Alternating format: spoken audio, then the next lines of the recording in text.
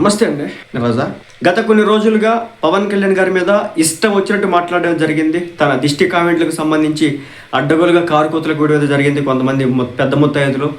అయితే మరి ముఖ్యంగా ఏంటంటే బీఆర్ఎస్ పార్టీ వాళ్ళు మాట్లాడినారు, కవితక్క మాట్లాడింది, షర్మిలక్క మాట్లాడింది, వైసీపీ పేరుని నాని మాట్లాడినాడు. ఇదంతా అయిపోయింది. వీళ్ళందరికంటే హైలైట్ ఏంటంటే తెలంగాణకు సంబంధించినటువంటి కాంగ్రెస్ నాయకులు మాట్లాడినారు. ఇప్పుడు విషయం ఏంటంటే పవన్ కళ్యాణ్ గారిని దేవుడు అంటారు, పవన్ కళ్యాణ్ నాకు జీవితాన్ని ఇచ్చారు అంటారు, పవన్ కళ్యాణ్ లేకపోతే మా భవిష్యత్తు లేదు అంటారు, పవన్ కళ్యాణ్ దైవాంశ సంభూతుడు అని చెప్పేసి స్టేజ్లు ఎక్కితే పొగుడుతూ ఉంటారు. కానీ పవన్ కళ్యాణ్ని తన తోటి మిత్రులు సన్నిహితులు తిడతా ఉంటే, టార్గెట్ చేస్తూ ఉంటే, ఇష్టం వచ్చినట్టుగా మాటలు తూలి మాట్లాడుతూ ఉంటే, కానీ కొంతమంది వ్యక్తులు మాత్రం బయటికి రారు. ఇది ఎప్పటి నుంచో జరుగుతున్నటువంటి అంశం, ఈరోజేం కాదు. పవన్ కళ్యాణ్ గారి పేరుని వాడుకుంటారు, ఫేమ్ని వాడుకుంటారు, నేమ్ని వాడుకుంటారు, ఏదైనా వాడుకుంటారు.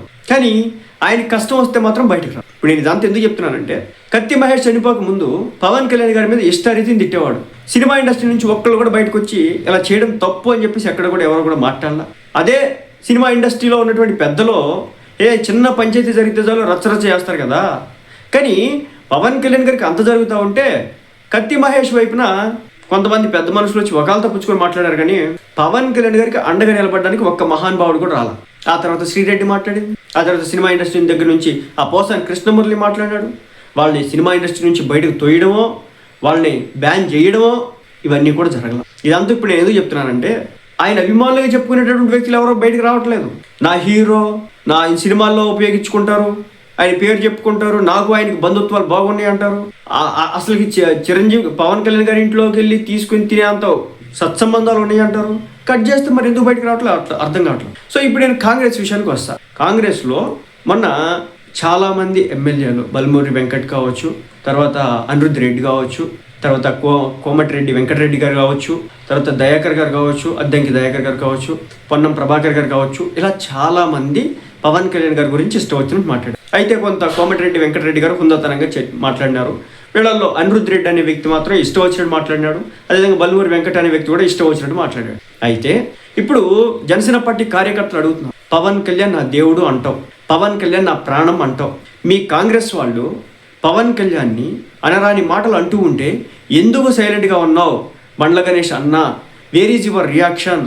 పవన్ కళ్యాణ్ గారు కేవలం సినిమాల వరకే కావాలా నీకు అని చెప్పేసి జనసేన పార్టీ కార్యకర్తలు అడుగుతున్నారు. నాకు బండ్ల గణేష్ గారు అంటే చాలా గౌరవం, ఇష్టం కూడా ఆయన స్పీచ్లు అంటే. ఎందుకంటే పవన్ కళ్యాణ్ గారి వీరాభిమాని, సో ఉన్నదన్నట్టు మాట్లాడేటటువంటి వ్యక్తి కాబట్టి అతనంటే పాజిటివ్ ఒపీనియన్. అలాంటి వ్యక్తి మరి కాంగ్రెస్ పార్టీలో యాక్టివ్ మెంబర్గా ఉన్నారు. మొన్న ఎలక్షన్స్లో కూడా చాలా గట్టిగా పనిచేస్తున్నారు. కాంగ్రెస్ పార్టీ తరఫున మాట్లాడతారు చాలా మంచిగా. అలాంటి వ్యక్తి మరి పవన్ కళ్యాణ్ గారిని తెలంగాణ కాంగ్రెస్కి సంబంధించి ఇంతమంది ఇన్ని రకాలుగా మాట్లాడుతూ ఉంటే మరి ఈ వ్యక్తి ఎందుకు స్పందించలేదో అర్థం కాదు. బండ్ల గణేష్ గారు ఎందుకు రియాక్ట్ అవ్వలేదో నాకైతే అర్థం కాదు. రియాక్ట్ అయ్యి ఉంటే బాగుండేది కదా అనేది జనసేన పార్టీ కార్యకర్తలు అడుగుతున్నటువంటి మాట. మరి మీరేమంటారు? బండ్ల గణేష్ గారు రియాక్ట్ అవ్వకపోవడం వెనుక ఉన్నటువంటి కారణం ఏంటి? రియాక్ట్ అవ్వరా? ఇప్పుడు కొన్ని వేళ్ళు బండ్ల గణేష్ గారి వెనుక చూపించడం వెనుక బండ్ల గణేష్ గారు చాలా సందర్భాల్లో పవన్ కళ్యాణ్ గారి గురించి ఆకాశానికి ఎత్తేశారు. ఆయన చివరికి ఆయన ఇంట్లో కూడా పవన్ కళ్యాణ్ గారి ఫోటోలు ఉంటాయి, మొమెంటోలు ఉంటాయి. ఆయన ఏ ఇంటర్వ్యూకి వెళ్ళినా పవన్ కళ్యాణ్ గారి గురించి మాట్లాడదే ఉండదు.